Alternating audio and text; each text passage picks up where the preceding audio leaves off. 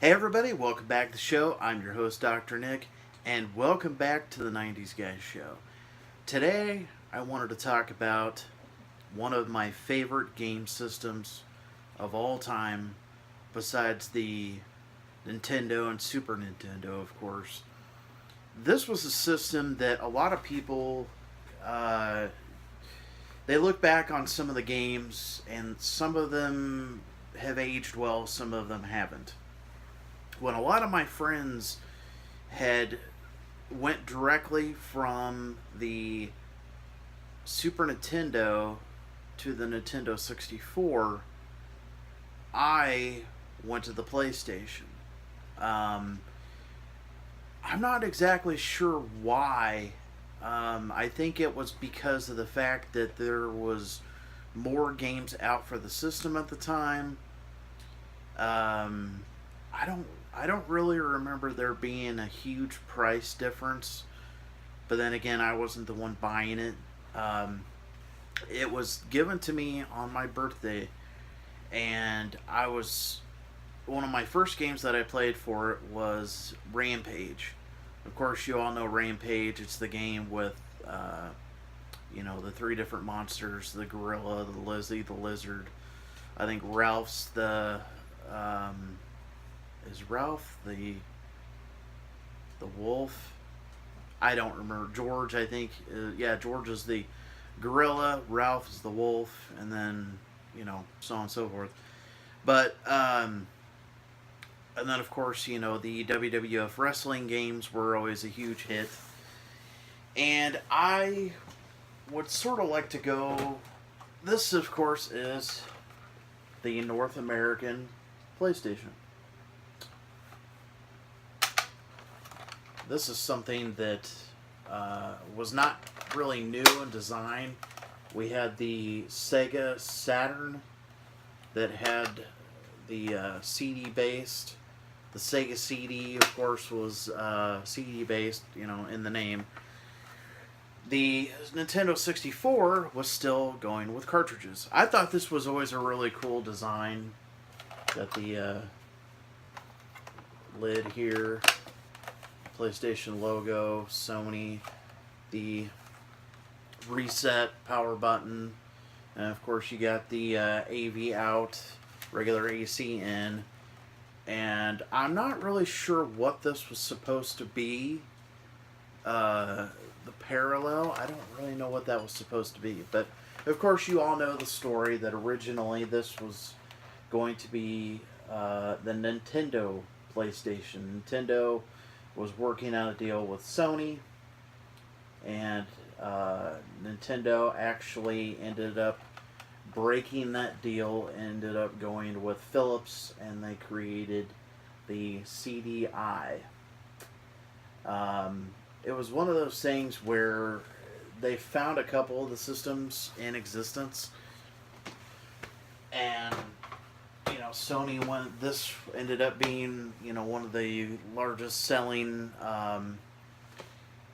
systems at the time.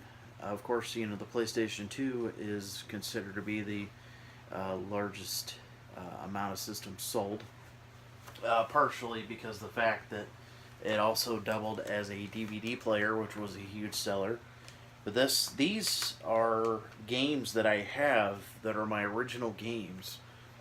We got WWF Warzone, WWF Attitude,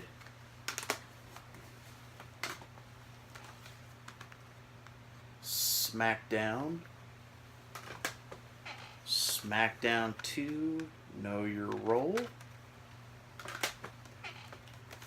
Twisted Metal,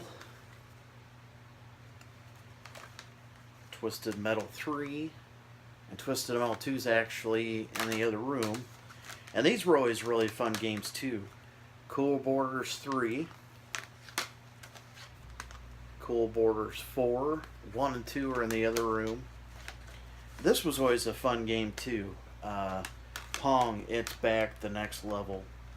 These are different types of Pong. You can play soccer Pong,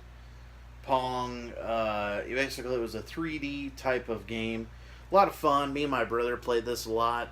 I mean, it had multiple time. You know, it had multiple playability basically. You can kind of see the screen caps. Jet Moto 2. This I actually bought recently. Jet Moto 2. Basically, you ride these. I don't even know what you call these things. Basically, it's a hovering motorcycle. You know, it's all I can really tell you. And of course, you know, PlayStation was notorious for its sports games. Madden 2000, Madden 99, and this was one of my favorites, NASCAR 98. Now, I've never been a huge fan of NASCAR, but this game I played for hours. The soundtrack is just awesome. It's got 24 cars and drivers, 10 official NASCAR tracks, 6 fantasy courses, classic Southern rock soundtrack, screeching burnouts, oiled skid marks, spinouts, popping roof flaps, emergency vehicles on the track, new head-to-head racing, multiple cars on the track. This game for at the time was I mean, it was awesome. Very very good racing game. The NASCAR racing games were always a lot of fun.